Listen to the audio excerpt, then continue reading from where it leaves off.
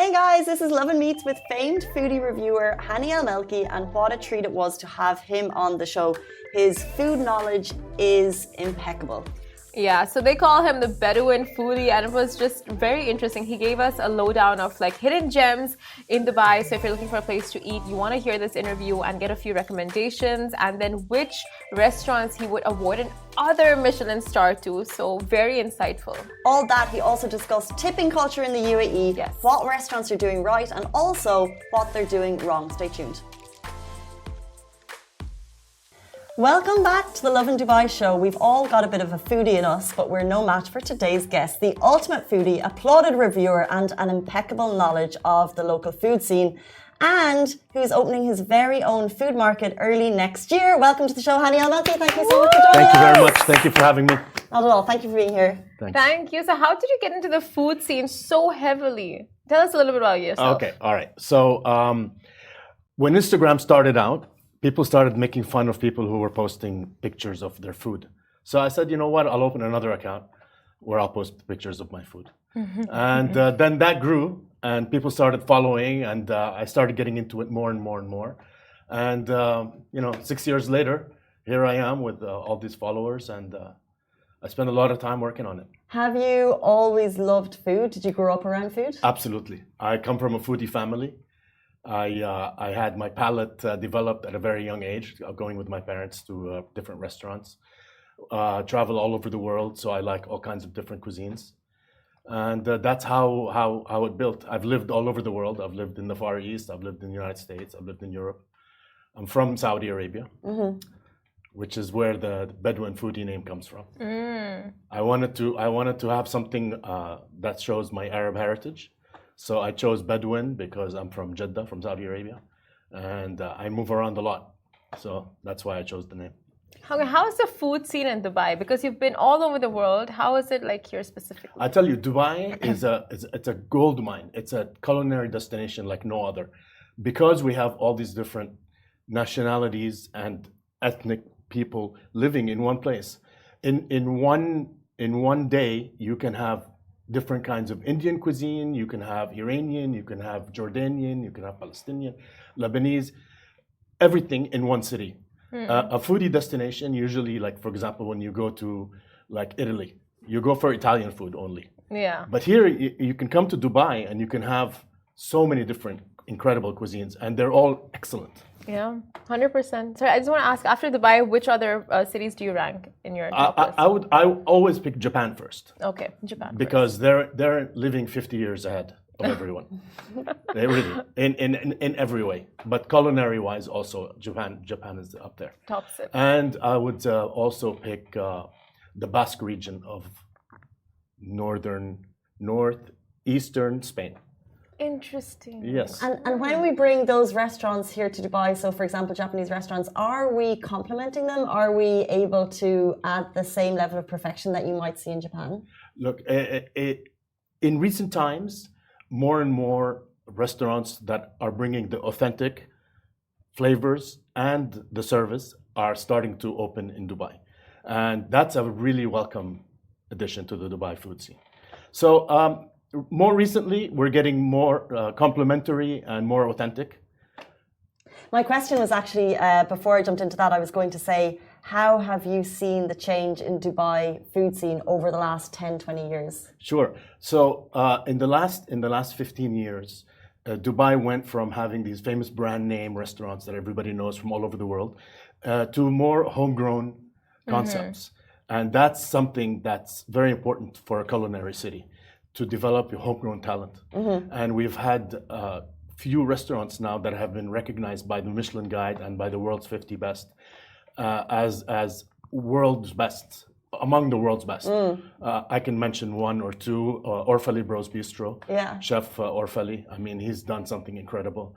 You have Chef Himanshu from of Trescent Studio. I mean, these are restaurants now that are ranked some of the best in the world.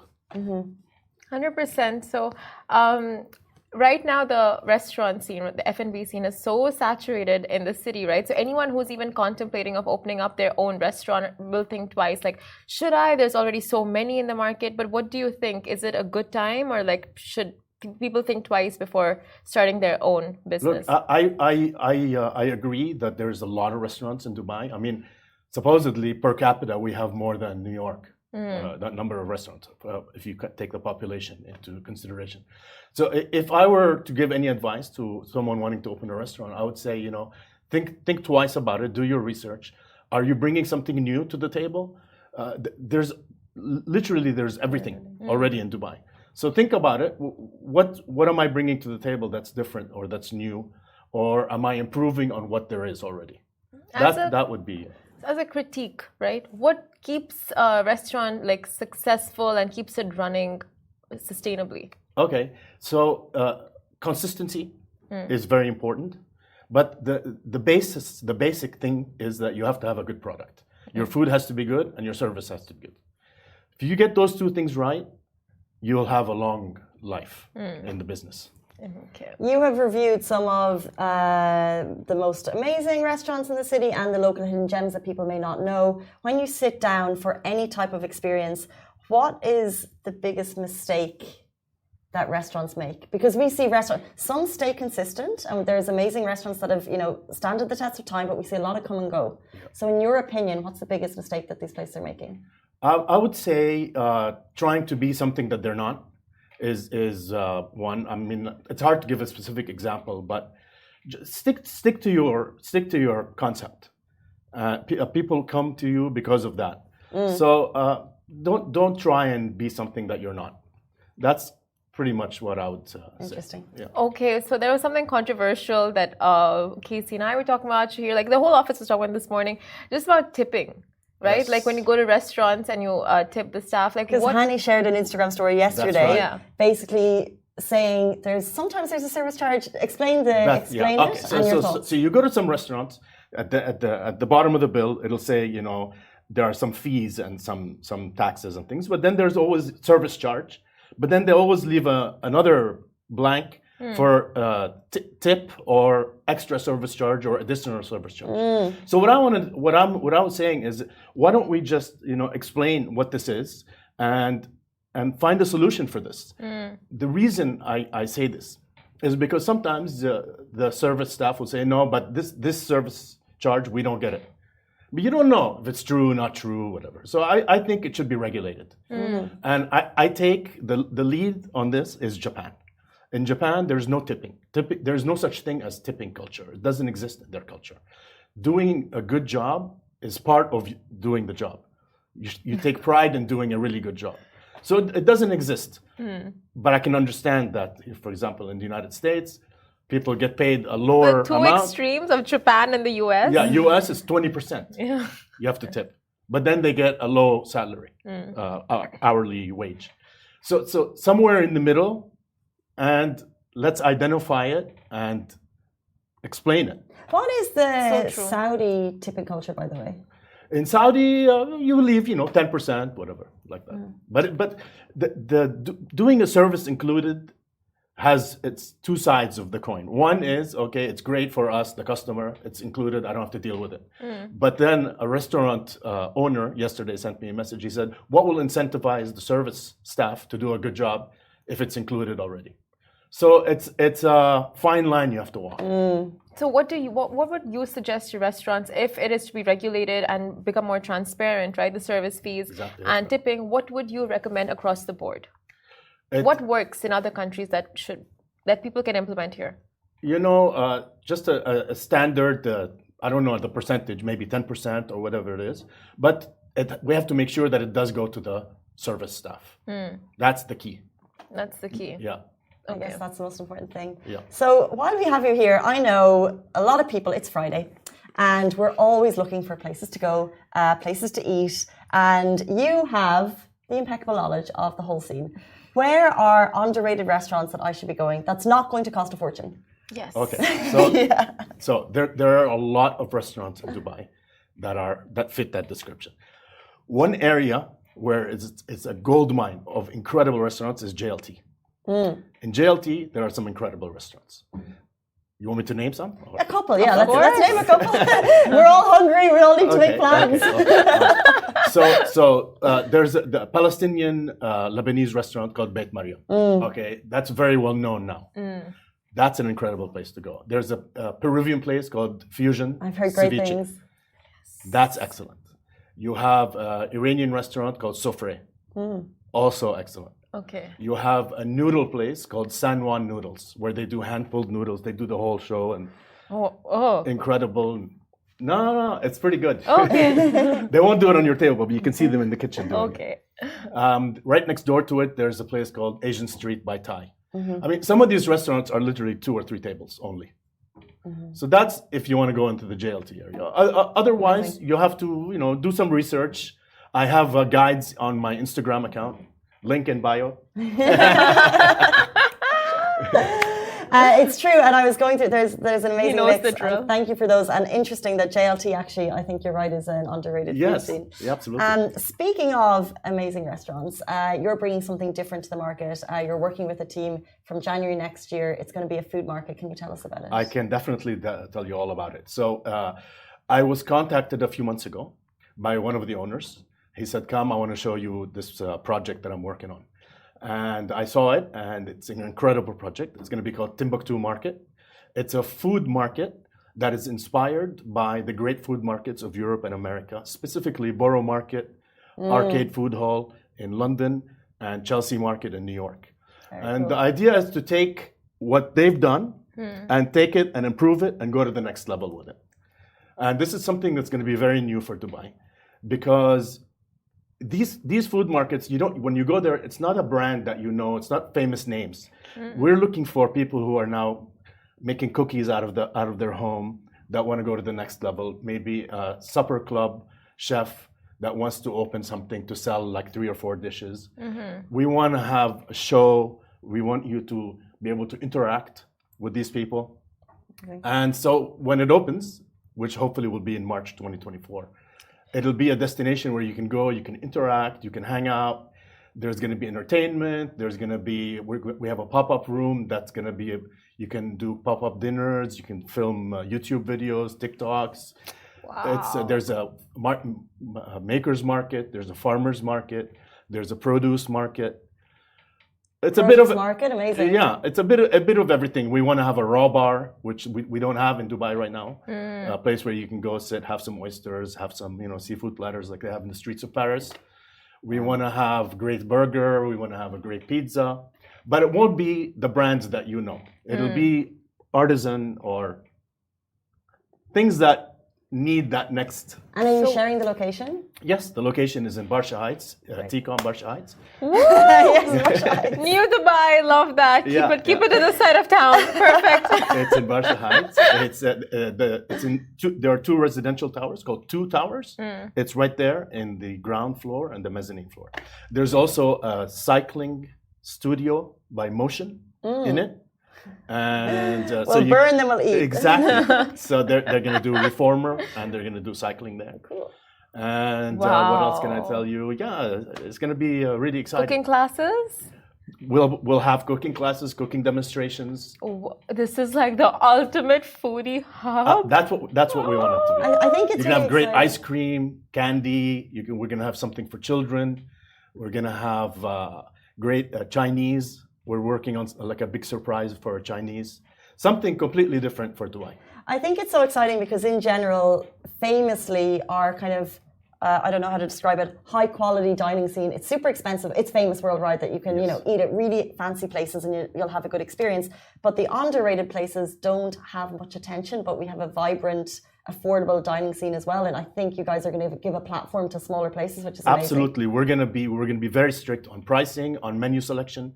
It's going to be affordable. And just yesterday, somebody asked, who's the profile of the person that's going to come? We want it for everyone. Everybody's welcome there.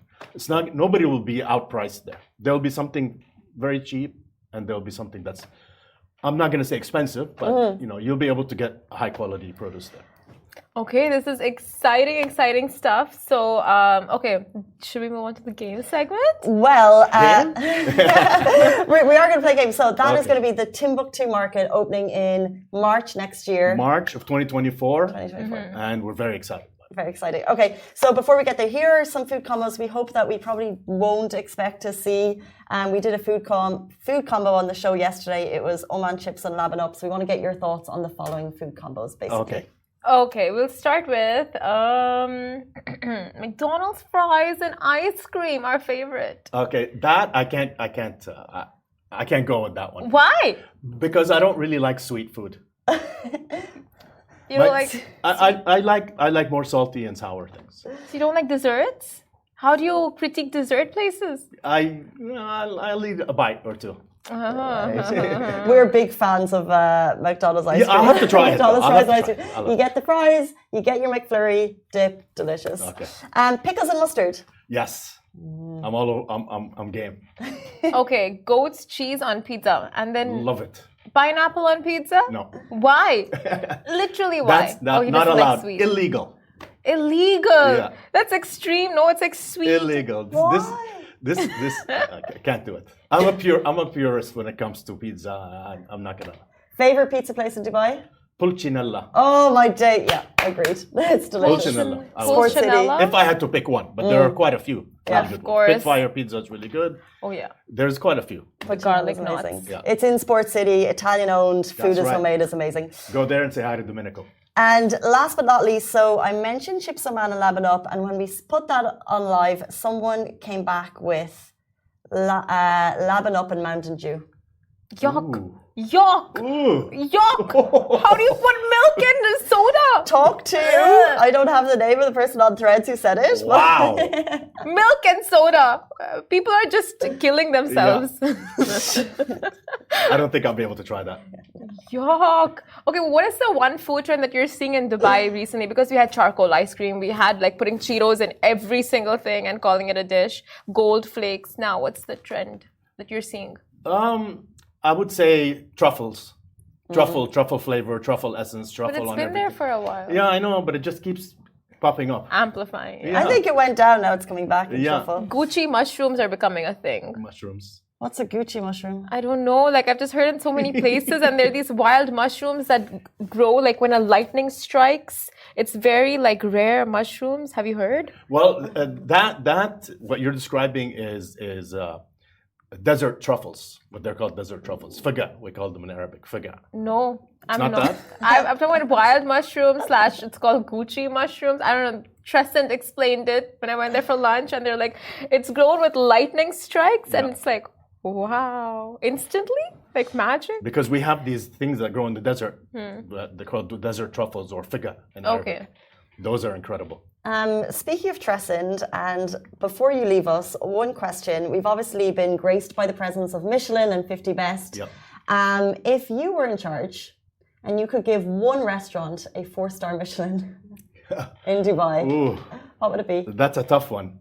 What, three or four? Even Well, one beyond? you're in charge. I'll tell You can do whatever you I'll want, tell but you, it's only for I haven't one. been to all of them, obviously. So for me, it's Tristan Studio and Oceano. Oceano and Chef Trescent Gregoire. Studio.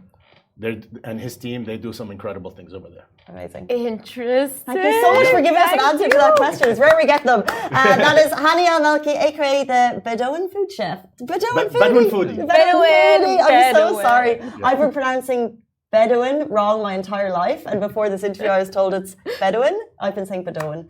So the Bedouin foodie. Thank you so much for your Thank time. you so this much for morning. having me. Appreciate it. Thank you. Guys, that is it. We're back Monday morning, same time, same place. Have a brilliant weekend. Bye bye.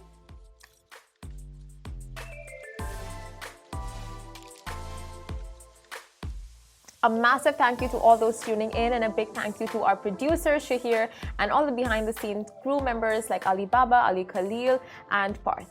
This was a Lovin Dubai production as part of Augustus Media Podcast Network.